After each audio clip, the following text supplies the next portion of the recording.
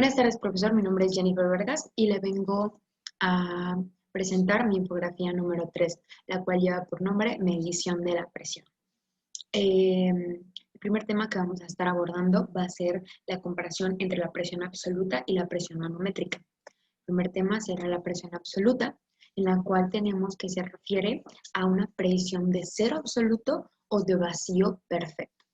Este valor va a indicar la presión total a la que está sometido un objeto.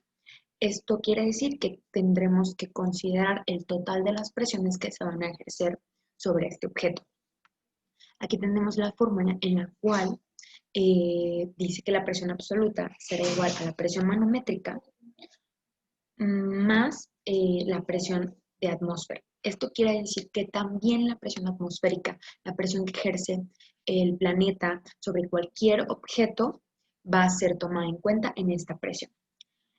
En comparación con la presión manométrica, la cual será la diferencia entre la presión absoluta y la de presión atmosférica.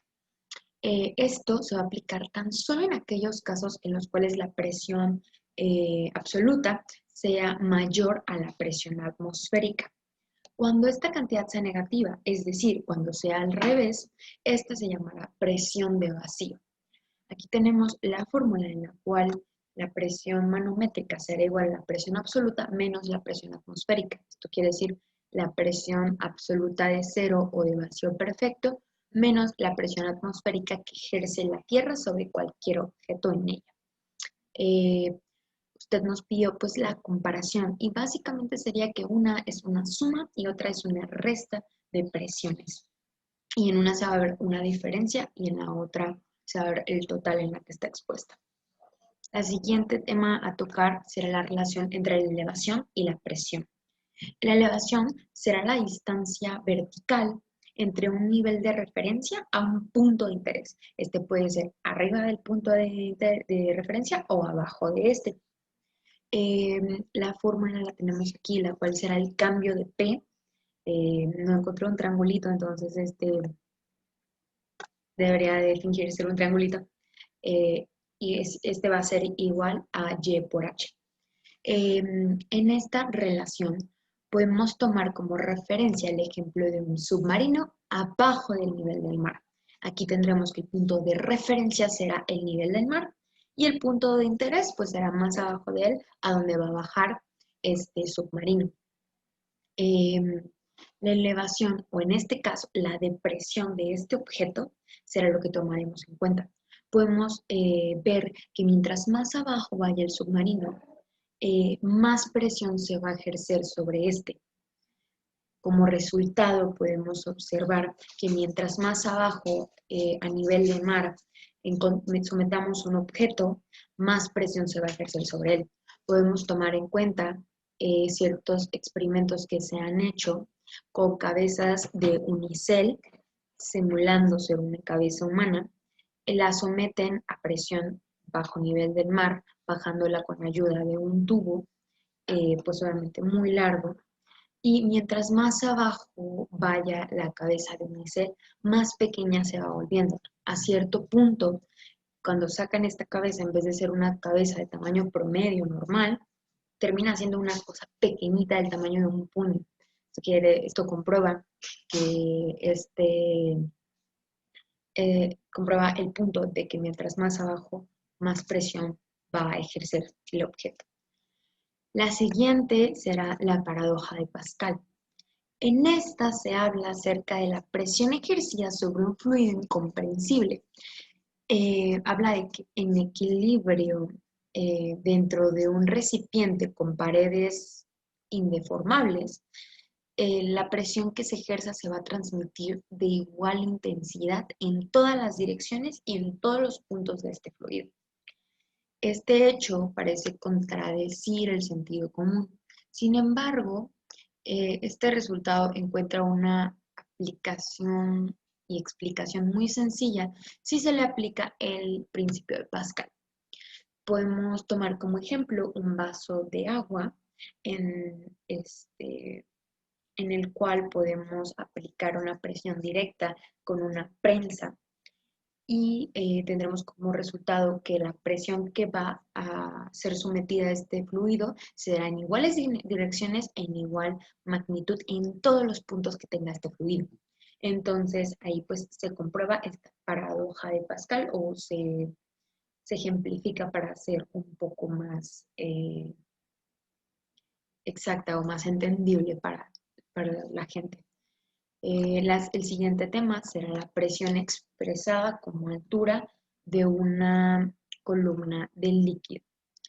En este caso tenemos que pues, la presión ejercida en un fluido estático depende solamente de la profundidad de este fluido, la densidad del fluido y la aceleración de la gravedad. La presión de en un fluido estático aparece por el peso del fluido y es dada por la expresión PGH, donde tenemos la densidad del fluido, la aceleración de la gravedad y la profundidad de este fluido.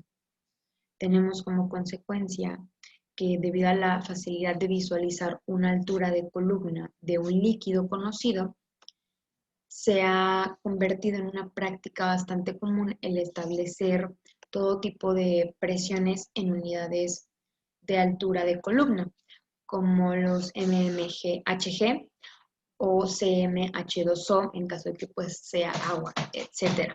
Sin embargo, las presiones medidas por los manómetros normalmente se encuentran precisamente en términos de altura de columna de un líquido.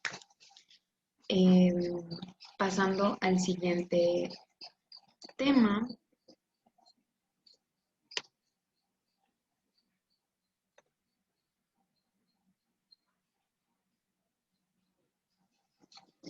tenemos ahora sí los barómetros específicamente, los cuales vamos a describir uno por uno con sus respectivos ejemplos. El primero que tenemos aquí es el barómetro convencional. Aquí tenemos una imagen de este. Normalmente pues vienen en una especie de brújula, el cual va a ser un instrumento que sirve para medir la presión atmosférica normalmente. Sin embargo, también podemos encontrar que pueda medir presión sobre la que se ejerce en los objetos. Obviamente, si es para presión atmosférica, será un objeto utilizado en la meteorología. Y por eso lo vemos como una especie de brújula. El barómetro, además de permitirnos medir la presión atmosférica, también nos ofrece pistas precisas para tratar de pronosticar cosas meteorológicas, lluvias o alguna cuestión así. Gracias al barómetro es como podemos ver las predicciones en el clima en las noticias cada mañana. Por ejemplo, en las zonas con altas presiones son propias de regiones sin precipitaciones, mientras que las de bajas presiones indican lluvias y tormentas normalmente. Los primeros barómetros estaban formados por una columna de líquido encerrada en un tubo, cuya parte superior está cerrada. El peso de la columna de líquido compensa exactamente el peso de la atmósfera. Así que podíamos ver más o menos la comparación entre este peso. El siguiente que tenemos es el manómetro de Bourdon, el cual podemos observar que es algo parecido, sin embargo no es totalmente igual. En su forma más simple consiste en un tubo aplanado en forma de una sección circular de aproximadamente 270 grados, como podemos verlo ahí. Un extremo de este tubo está sellado y libre de sus desplazamientos para poder hacer cualquier desplazamiento. El otro extremo va a estar fijado y conectado a una cámara o al conducto en que la presión debe ser medida. Es decir, este aparato de aquí que podemos observar va a estar fijado a una manguera y va a estar una en movimiento, otra no, para poder medir esta presión. El siguiente va a ser el medidor de tensión, el cual podemos ver aquí. Los científicos de superficies suelen utilizar un goniómetro o tensiómetro óptico para medir la tensión superficial y la tensión interfacial de un líquido utilizando los métodos de gota colgante o Cecil, el cual pues básicamente en esto consiste. Una gota, la manera en la cual este va a funcionar va a ser que una gota se produce y es capturada con la cámara CCD. Posteriormente se extrae el perfil de esta gota y las rutinas de software sofisticadas ajustan la selección teórica de Young-Laplace al perfil de la gota experimental, es decir, con un programa sacan todo el perfil de esta gota, todas las mediciones necesarias de esta gota. La tensión superficial se puede calcular a partir de parámetros previamente ajustados. A diferencia de otros métodos, esta técnica solo requiere una pequeña cantidad de líquido, lo que la hace adecuada para medir tensiones interfaciales de líquidos muy costosos. Si quisiéramos medir la tensión no sé, el oro en líquido, esta nada más va a requerir una gota de oro líquido para poder medir toda esta tensión. Sin embargo, hay otros métodos en los cuales se tendría que utilizar mucho más líquido y sería un gasto mucho más grande e innecesario, ya que ya tenemos la tecnología para poder saltarnos esos pasos. El siguiente que tenemos es el manómetro LVDT. Este es un dispositivo electromecánico utilizado para convertir vibraciones o movimiento mecánico, específicamente movimiento rectilíneo, en corriente eléctrica o tensión o señales eléctricas variables y viceversa. En este caso, pues obviamente estudiamos lo que es la tensión específicamente. Este pues nos está dando que vamos a poder, gracias a este, va a empezar a dar unas vibraciones y estudiando esas vibraciones tendremos la tensión. Tenemos aquí su imagen, como es. El siguiente será el pisoeléctrico, el manómetro pisoeléctrico, el cual utiliza un material pisoeléctrico que desarrolla una tensión cuando queda sometido a una presión. O sea, si vamos a medir eh, eh, la tensión a base de una presión que se le va a aplicar, es decir, si colocamos un objeto arriba. Utilizando para medir la presión de onda explosiva que se produce en explosiones y las presiones desarrolladas en cañones. La manera en la cual funciona es que para crear un sensor pisoeléctrico y poder generar energía eléctrica con la deformación, primero se debe tratar el material para reordenar sus cargas. Ya que estas están inicialmente desordenadas y no es posible generar electricidad para obtener propiedades de la pisoelectricidad, el material debe someterse a un intenso campo eléctrico para que sus cargas estén ordenadas. ¿Esto qué quiere decir? Que tendremos un recuadro más o menos así. Como primera instancia, suponiendo que este sea el material, y tendremos que las cargas están totalmente desordenadas y sin ninguna manera específica.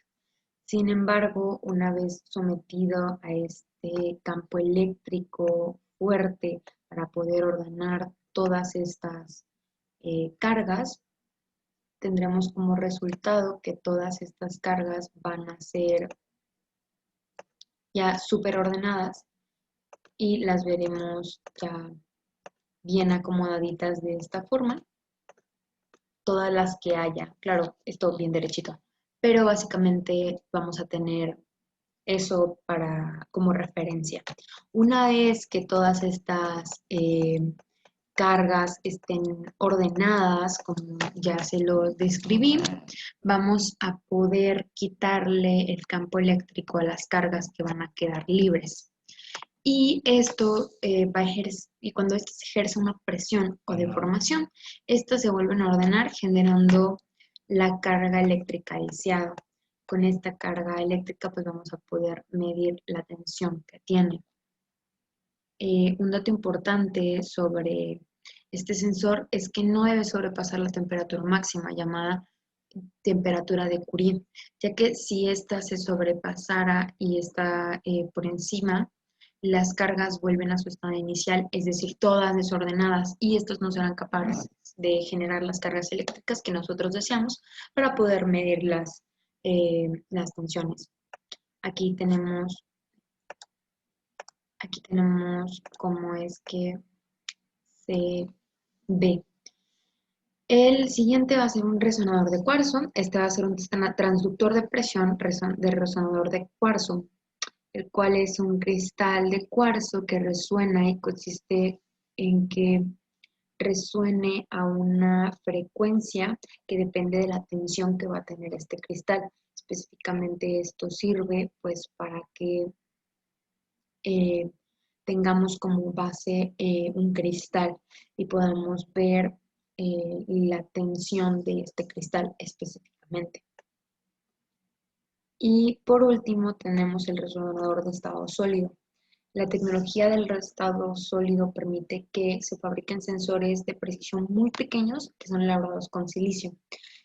Para un sistema de tipo puente de Weston, pueden ocuparse resistores de película delicada de silicio en lugar de medidores de tensión, los cuales pues hacen que sean un poco más efectivos para poder medir cosas muy pequeñas.